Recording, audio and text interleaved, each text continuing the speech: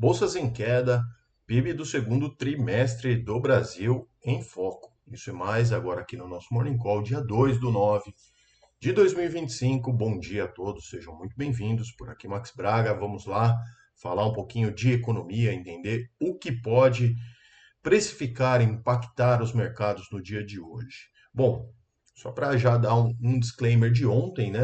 Foi um dia de menos liquidez, de menos notícias, inclusive, por conta do feriado lá nos Estados Unidos. E o nosso Ibovespa, então, acabou fechando a sessão de ontem numa leve queda de 0,10%. O câmbio também teve uma pequena valorização, embora ontem algumas operações de câmbio não pudessem ser realizadas, né, mas subiu 0,26%. E vamos entender então quais os impactos disso e como que isso vai abrir no dia de hoje, né? Então, o destaque positivo de ontem também, só para a gente finalizar aqui a parte de bolsa, foi a Raizen, que subiu, os papéis subiram 6% em meio a uma volatilidade grande, né, elevada no papel durante o processo de desinvestimento da companhia, enfim, uma série de notícias ali envolvendo a empresa acabou trazendo volatilidade para o papel. Na ponta negativa ficou a Vamos, caiu 3%, né? Foi um movimento técnico, tá? Após ela acumular 12,2% de ganhos, né, na semana anterior, então parte dos investidores realizaram lucros. E nessa terça-feira, como eu disse hoje, o foco é na divulgação do PIB do segundo trimestre de 2025 no Brasil, tá? Na China também teremos o PMI de serviços de agosto. Bom, falando um pouquinho de renda fixa, a taxa de juros encerraram as sessões de ontem com abertura, né, um aumento nas curvas, nos vértices mais longos. O movimento foi consequência dos prêmios, após o anúncio também do Tesouro Nacional que realizará um leilão de NTN-Bs fora do calendário de normal. Eles sempre fazem na quinta-feira os leilões de NTN-B e foi anunciado para a próxima quarta um leilão extraordinário, 3/9, mais conhecido como amanhã, tá?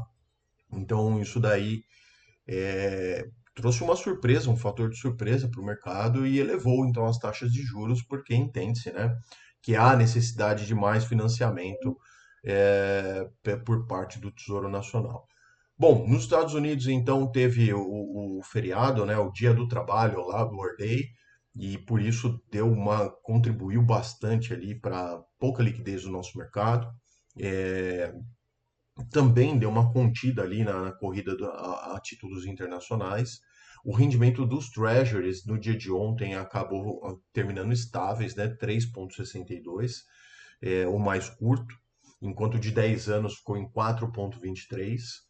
E por aqui não foi diferente, né? O nosso DI aqui, o janeiro de 26, que é o mais curto aqui, precificado 14,89, tá? Já o mais longo que a gente enxerga, o DI 31, 13,53. Esse sim, subiu 3,1 bips só no dia de ontem.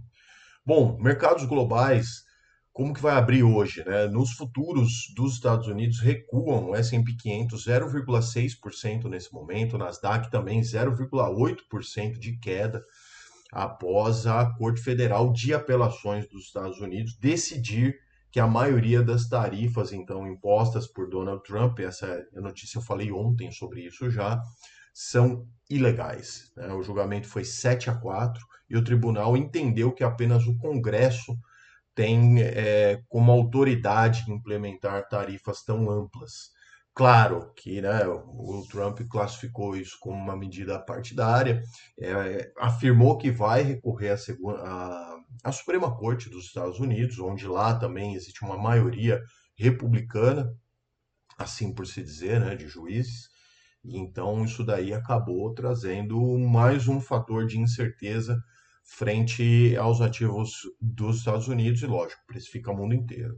Os investidores também aguardam atentamente o payroll de agosto, que isso deve balizar ali a decisão do Fed para o final do mês, né, em meados do mês, perdão.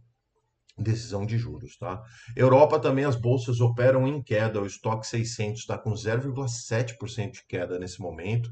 A libra esterlina também caindo 0,9% em frente ao dólar, em meio de preocupações fiscais, basicamente, no Reino Unido. Então, não está assim tão bom o mercado hoje. China, os mercados também recuaram. CSI fechou em 0,7, HSI em 0,5, os dois de queda, incerteza sobre tarifas. Trump, inclusive, né, impactando ainda mais mercados da Ásia, afirmou que a Índia ofereceu zerar as tarifas sobre importações dos Estados Unidos, mas não ponderou que a medida chegou tarde demais, enfim. Então tem bastante ruído acontecendo ali nos mercados asiáticos e isso deve fazer preço. O IFIX, então, nosso querido índice de fundos imobiliários, iniciou a semana com uma leve alta, 0,09 praticamente, na estabilidade, mas com um sinal positivo, marcando a oitava valorização positiva. É isso aí, IFIX. Em um grande dia, e um dia sem praticamente nenhum evento doméstico relevante ligado diretamente ao setor. Desempenho setorial, tá? Tanto os fundos de tijolo como os de papel registraram uma queda média de 0,08 na sessão e teve algumas altas também, mas esses dois setores acabaram tendo uma queda na média. Para a gente finalizar, falar um pouquinho aqui de macro, de economia, né? De acordo com a CNN, tá? O governo CNN Brasil, né?